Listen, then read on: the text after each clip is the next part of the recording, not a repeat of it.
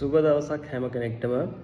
ඉතින් ඔන්න ඊශ්‍රායලයේ රැකියාව අවස්ථාවක් සොයමින් ඉන්න ඔයාලට සුබම සුබ කාලයක් තමයි මේ පසුවෙමින් තියෙන්නේ.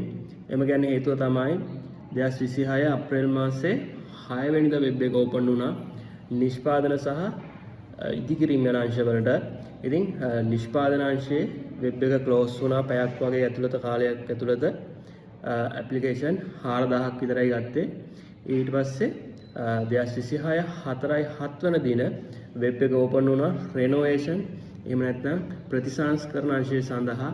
ඉතින් ඉදිකිරීම් අංශයත් ප්‍රතිසංස්කරණ අංශයත් මේ වෙනකොටත් වෙබ් එක විවෘතව පවතිනවා.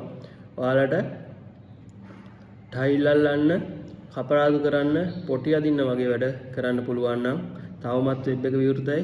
දැන්ම යන්න ශ්‍රී ලංකා විදේශ සේවා නියුක්ති කාර්යාංශයේ වෙබ් අඩවියට ගිහිල්ලා රැකියා අවස්ථාව සඳහා අයදුම් කරන්න. ඉතින් ඔන්න හෙට 2026 4/9 වෙනි දින විශේෂ අවස්ථාවක් උදා වෙනවා. ඒ තමයි හෝටල්, ගෘහපාලන සහ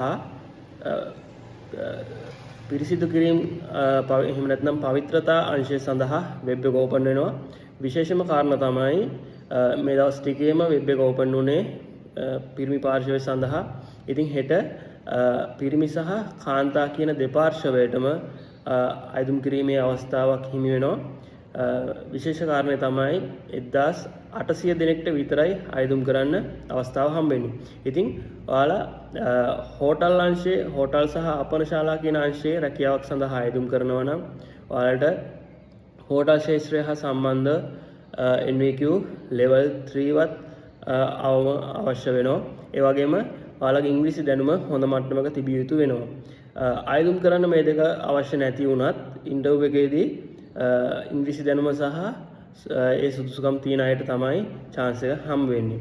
ඉතින් ඔයාලට හෝටල් ශාස්ත්‍රය සම්බන්ධව පළපුරුද්ද එහෙම නැත්නම් ඒ අදාළ කෝස් එකක් කරලා නැත්නම් ඉංග්‍රීසි දැනුම පිළිබඳව දැනුම අවම නම් ඒ සඳහා අයදුම් කරන්න එපා.